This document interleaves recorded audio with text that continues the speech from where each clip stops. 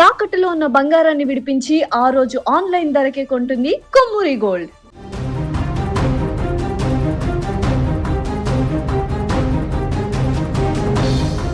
ప్రయాణికులతో వెళ్తున్నటువంటి వందే భారత్ ఎక్స్ప్రెస్ పట్టాలు తప్పినటువంటి ఘటన ఇప్పుడు దేశవ్యాప్తంగా కలకలం రేపుతుంది. ముంబై నుంచి షోలాపూర్ వెళ్తున్నటువంటి వందే భారత్ ఎక్స్ప్రెస్ పూణే సమీపంలో పట్టాలు తప్పింది. సోమవారం సాయంత్రం జరిగిన ఈ ఘటనలో ప్రయాణికులెవరికి ఎలాంటి గాయాలు కాకపోవడంతో అంతా ఊపిరి పీల్చుకున్నారు. అధికారులు వెంటనే సహాయక చర్యలు కూడా చేపట్టారు. దీంతో అక్కడ జరిగినటువంటి రైలు పట్టాలు తప్పినటువంటి ఘటనకు సంబంధించి ఎంక్వైరీ కూడా చేస్తున్నారు. Central railway chief PRO doctor Swapnil Neela తెలిపినటువంటి వివరాల ప్రకారం సోమవారం సాయంత్రము 7:30 సమయం, ఆల్మోస్ట్ రాత్రి అవుతుంది. రైలు పూణే స్టేషన్లోకి ప్రవేశిస్తుండగా ఈ యొక్క ప్రమాదం జరిగింది. ఊహించని ఘటనతోటి అందులో ఉన్న ప్రయాణికులందరూ కూడా భయాందోళనకు గురయ్యారు. ప్లాట్ఫామ్కు సమీపంలోని డైమండ్ క్రాసింగ్ వద్ద రైలు 4వ కోచ్కు చెందినటువంటి ఒక ట్రాలీ పట్టాలు తప్పింది. రైలు ఒక ట్రాక్ పై నుంచి మరో ట్రాక్కు మారేటువంటి మార్గాన్ని డైమండ్ క్రాసింగ్గా మనం చెప్తుంటాం. ఒక పట్టాల నుంచి ఇంకో పట్టాలకు మారిపోతుంటుంది. పూణే స్టేషన్ యార్డ్ ఆధునీకరణ పనుల్లో భాగంగా ఈ డైమండ్ క్రాసింగ్ను అప్గ్రేడ్ చేయాలని ఇప్పటికీ ప్రణాళిక సిద్ధం కూడా చేశామని స్వప్నిల్ నీలా వివరించారు.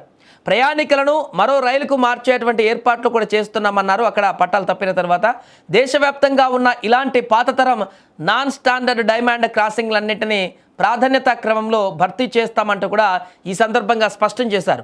ఇక ప్రమాదం జరిగిన వెంటనే పట్టాలు తప్పినటువంటి కోచ్లోని ప్రయాణికులు తమ లగేజీలతో కిందకి దిగి ప్లాట్ఫామ్ వైపు నడుచుకుంటూ వెళ్లారు.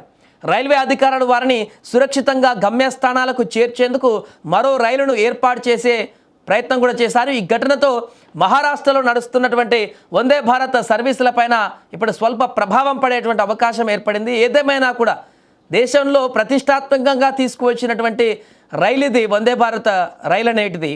సో ఇలాంటి వందే భారత్ రైలే పట్టాలు తప్పింది అనేటువంటి ఘటన ఒక్కసారిగా ఇప్పుడు సంచలనంగా మారింది. ఎందుకంటే గతంలో రైలు వెళ్తున్నటువంటి సందర్భంలో దారిలో బర్రెలు కానీ ఇతరతర జంతువులను కానీ ఢీకొన్నప్పుడు కూడా ముందు భాగం తునాతునకరైనటువంటి పరిస్థితి, అంటే ముందు భాగం చాలా వరకు డ్యామేజ్ అయినటువంటి అలాంటి వార్తలు కూడా చూసాం. అప్పట్లో వైరల్ అయ్యాయి.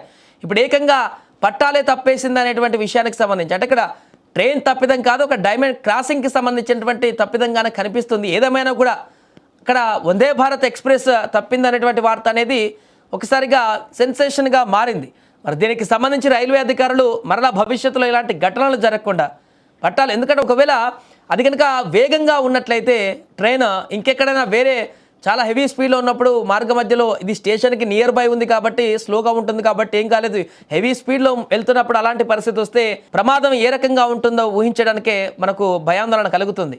సో ఏదేమైనా కూడా ఈ ప్రమాదంలో ఎవరికి ఎలాంటి చిన్న కూడా గాయం కూడా కాకపోవడంతో అంతా ఊపిరి పీల్చుకున్నారు.